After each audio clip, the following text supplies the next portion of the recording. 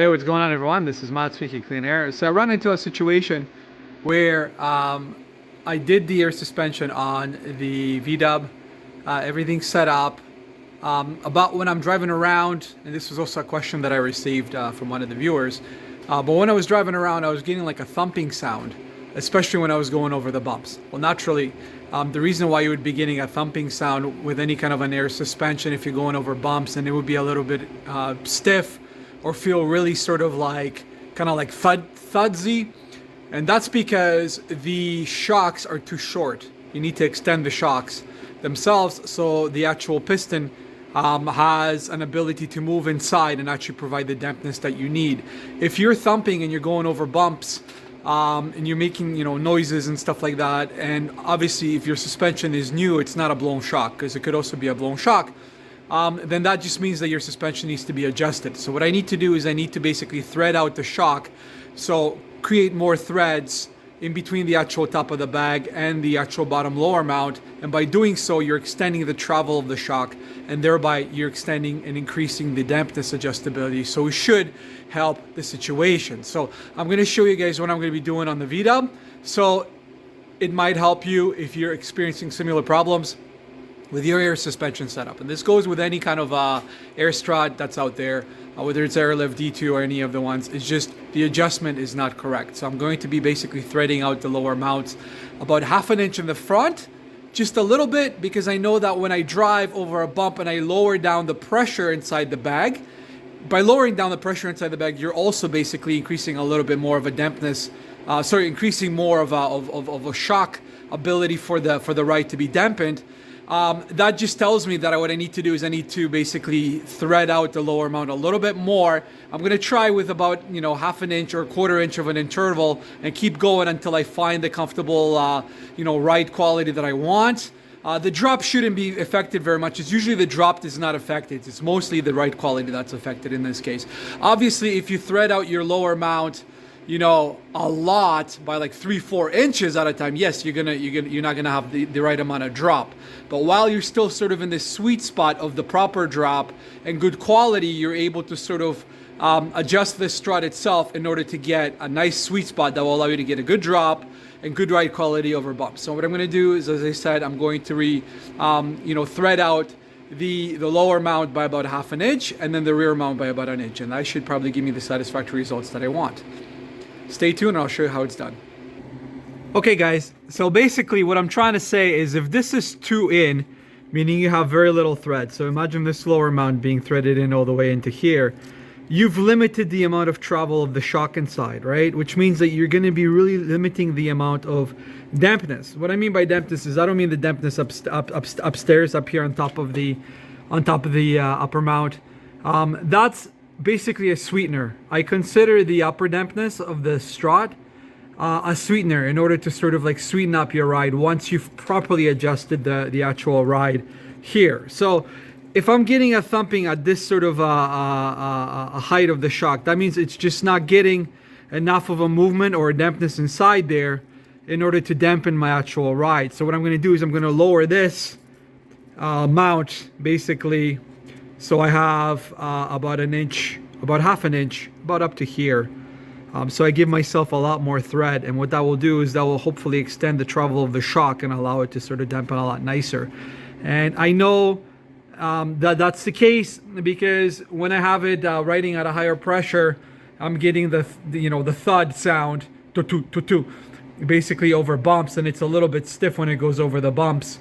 And I know that when I lower down the pressure by about 5 to 10 psi from the front, that ceases to happen, which means that what happens is you're actually decreasing the firmness in the bag, and by doing so, it's a lot less higher. When it's a lot less higher, that means that there's a lot more movement of the shock. So ideally, what I'm going to do is, as I said, I'm going to lower down the lower mount, and that should rectify the situation, even with the bag being pressurized. This will also give me a higher rise as well.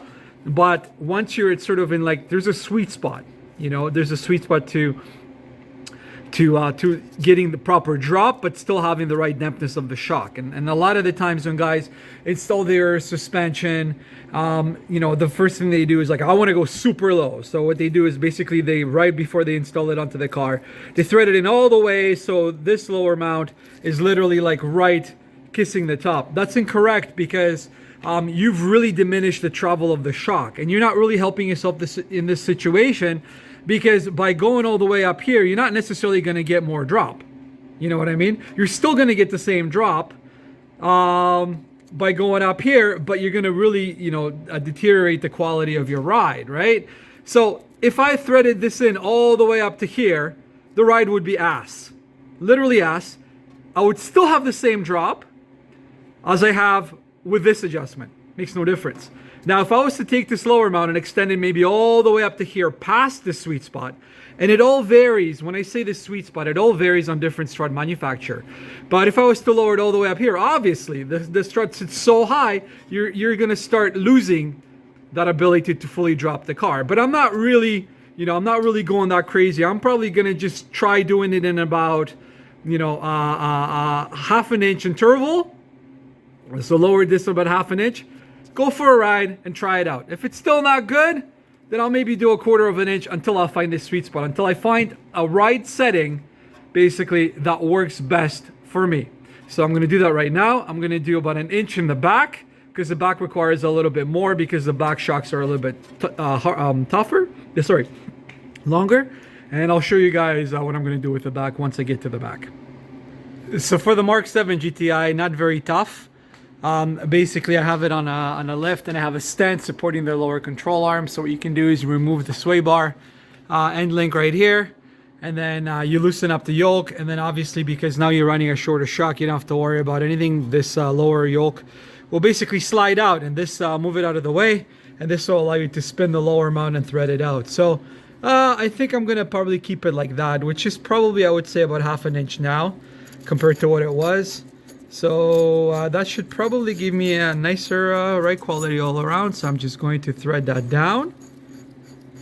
Obviously going to measure the distance, so it's equidistant on both sides. When I do the other side, so I'm going to measure the distance from here to here. But the adjustment for the Mark 7 is super easy. Basically remove the lower yoke, remove the sway bar end link, which is behind here, over here, and then you can thread your lower mount, and that's pretty much it. So this one's lowered. Yeah, I would say that's about half an inch over here or so. Just enough, just a little bit more threads in order to provide a tiny little bit more of a dampness. If that's not satisfactory for me, then I'm gonna go for a test drive, try it out, repeat it, and then just lower it a tiny little bit more until I'm happy with the results. And that's pretty much it for the adjustment for the front. We're gonna go to the rear in just a minute. Okay, so the rear, same basic idea. You need to be able to provide travel for the shock. If the shock is threaded all the way in, you don't have very much travel, right? The whole idea behind the dampness and behind the shock principle is you want to have that piston going up and down in order when you hit a bump to counteract that with the damping force of the actual shock. A lot of guys, when they install, and girls, when they install suspension in the back, whether it's coilovers, well, coilovers not so much, but whether it's air suspension, you really don't have an adjustment for the air spring when it comes to suspension. Like if you had a coil over here, you'd have the threaded upper part, which you're able to thread in and out in order to compress or extend the spring. By extending the spring, obviously by extending the mount and going down, you're extending the length here. By extending the length, you're extending the actual height of the car. The car goes a lot higher. When you're threading in it, obviously you're making it smaller. The car goes a lot smaller. The purpose of the shocks is not to adjust your height. The purpose of the shock is by threading in and out, you're adjusting the travel of the shock. Okay, guys, don't make that mistake, because a lot of people, when they put in the rear shocks with, for example, airlift kits or any kind of a kit, they slam all this all the way into the shock, thinking, okay, well, there's threads. Whenever I see threads, they're thinking, okay, let me put it in all the way and get rid of it, and in order to make sure that I'm going to get the lowest drop. Yes, you are going to get the lowest drop, but you're also going to be killing your ride quality. Okay, you guys can still get lowest drop which is, I'm repeating again what I said in the front. You guys can still get lower drop, but you can still adjust the shock in order to have dampness. You just got to play around with it. So what I recommend you guys do, okay, this is the important caveat here. This is the important thing.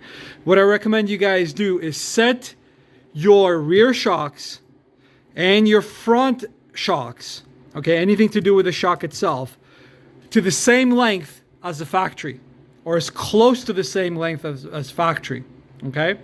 The reason why you're going to do that is, one, the whole suspension is designed for you to be able to put in the shock with the height of the actual distance of the shock from the factory. So by adjusting your aftermarket shocks or coilovers to similar height to what the factory ones were, it'll be easier to put in, for one, okay? And you'll be able to install everything. And then what you guys can do is, because obviously the factories are a lot longer, which means that your shocks are going to be fully extended, thread it in 1/4-inch intervals. Go for a ride. You like it? Keep it. Next step, if you don't like it, bring it back in, thread it in another 1/4 of an inch, and keep doing that until you guys get the best optimal ride that you want. So that's another thing that is also detrimental when you guys are setting up coilovers and air suspension, is when it's out of the box, okay, get it as close to the factory height as possible, or the length of the shock. So take your factory shock and take your aftermarket coilover shock and compare it. Make sure they're as close to the same length as possible. Install your new suspension and then adjust it. Adjust it by going for a test drive, obviously. You know, when you have an air suspension car, drop it, air it out, make sure it's sitting on the ground. If it's not sitting on the ground, thread it in by about, 1/4 of an inch in order to diminish or make these threads smaller. Because as you're making these threads smaller, you're compressing the length of the shock. So you're making it smaller shock, right? For you to be able to drop it out lower. But be careful. Don't just go all out and then go all the way slammed in and install it, and off you go, thinking, you're going to get most likely the maximum drop, but you guys are also going to get the shittiest ride quality. So just be careful.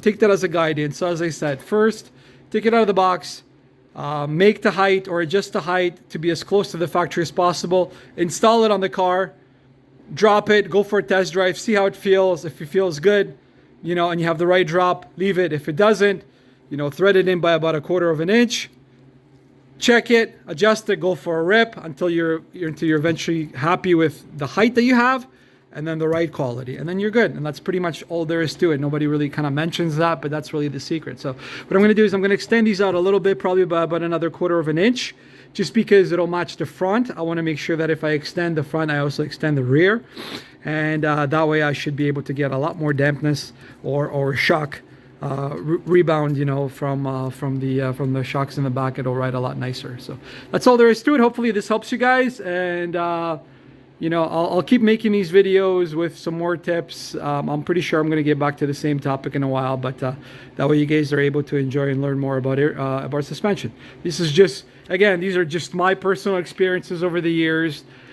Please do not use me as the be-all end-all expert when it comes to air suspension. I'm not, but I'm just sharing with you guys, the stuff that makes me tick, and the stuff that basically makes my life easier when I'm doing this kind of stuff. So hopefully this helps, and subscribe, and I love you guys, and all the best. So as you guys can see, there's almost absolutely no change in drop whatsoever, but a huge change in regards to the ride quality, because now the shock is not going to be suffering, and it'll actually do what it's supposed to, which is dampen the ride. Whereas if it's all fully kind of screwed in, it doesn't really have a lot of travel. You're pretty much driving on riding on bricks. So that's why the quality is a lot worse. So yeah, you can find the sweet spot, which is what I did, and I went for a test drive.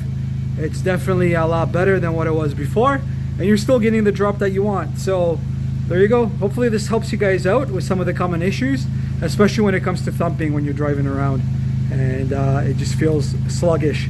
That should be one of the ways you guys are able to adjust your air suspension or suspension in general.